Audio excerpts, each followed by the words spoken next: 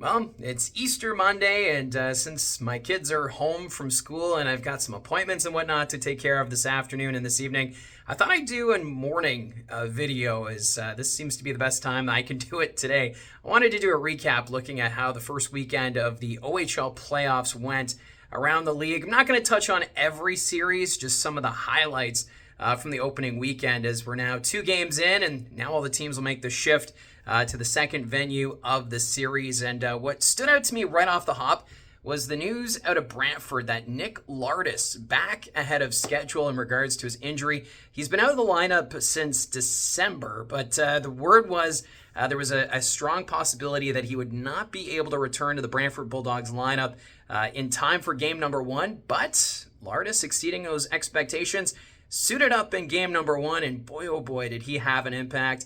He ended up having 2 goals and an assist in that game 1 victory over the Ottawa 67s, and then in game 2 added another assist. So Nick Lardis making his presence known, and I think that's still a series that could go 7 games. It's going to be a lot of fun to follow between the Brantford Bulldogs and the Ottawa 67s, and that series returns tomorrow up at TD Place. So Nick Lardis seems to be ready to play, and along with Cedricson Okatundu, he's back in the lineup, but still no word as to Thomas Hamara when he'll be back playing for the Bulldogs. And then, of course, Colin McKenzie, he was in fact the goaltender in game number 1, so good news there for 67 fans.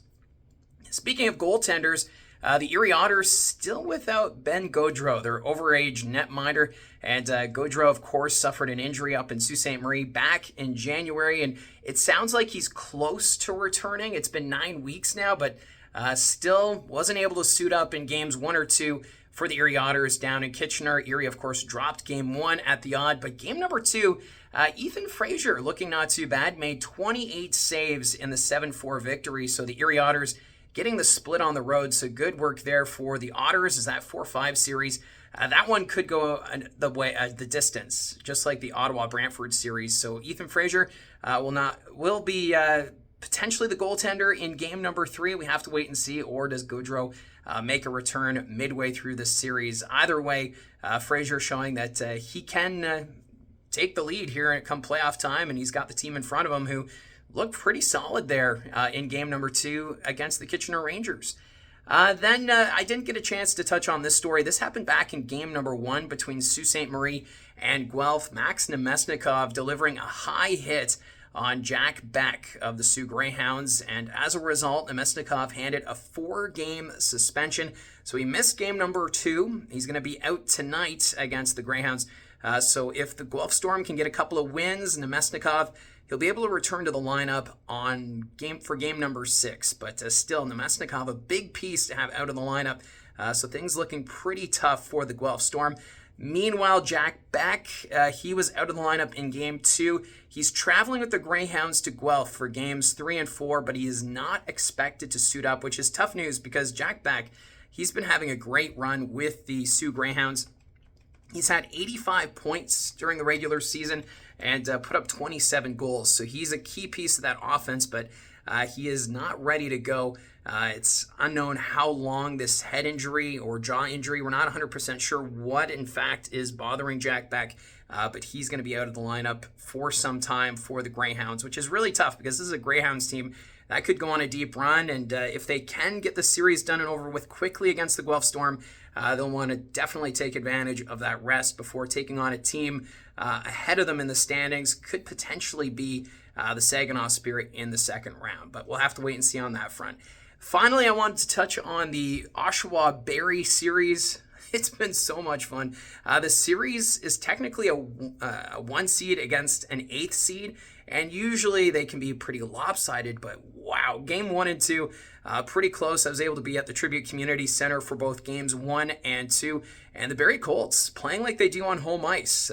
All year long, this story has been the team away from the Sadlin Arena having struggles, but not in the playoffs. They were getting the job done. Bo Jelsma, of course, doing a great job offensively, leading that charge. Riley Patterson getting a couple goals.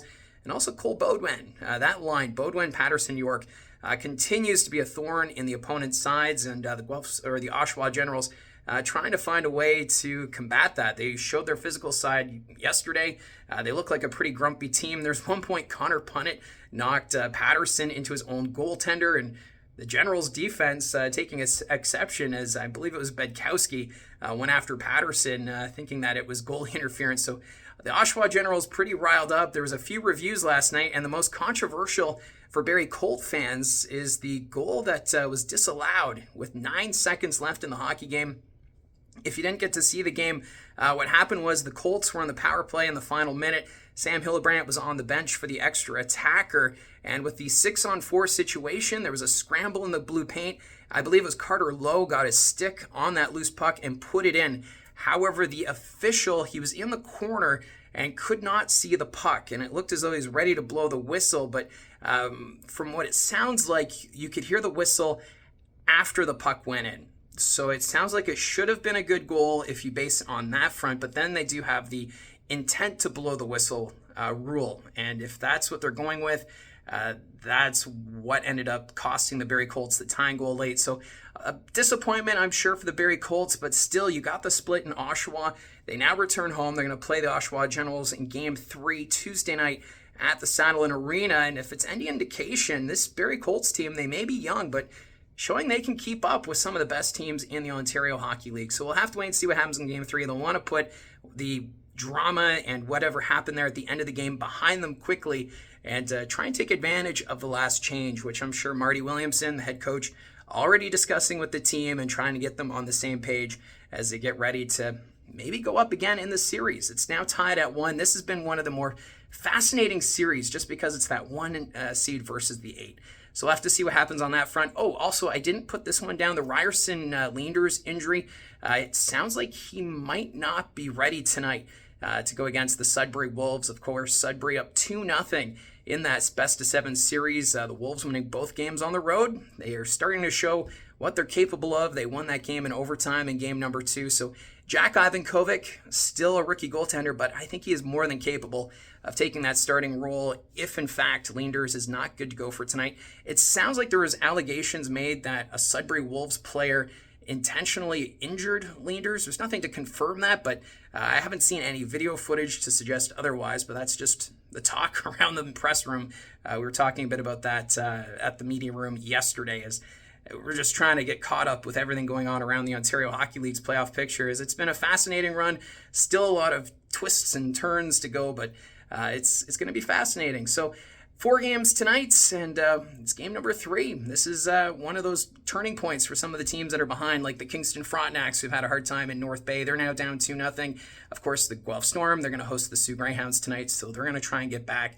And the Sudbury Wolves, a chance to go up 3-0 on home ice as that game takes place at the Sudbury Community Arena. So let me know in the comment section down below your thoughts on the playoffs this far. And don't forget to like and subscribe as this channel continues to grow. I thank you for all your support. It seems like we've got a bit of a playoff bump in the subscription numbers and the comments and the likes. So thank you very much for everyone who's tuned in so far as we continue this ride through the 2024 OHL Playoffs.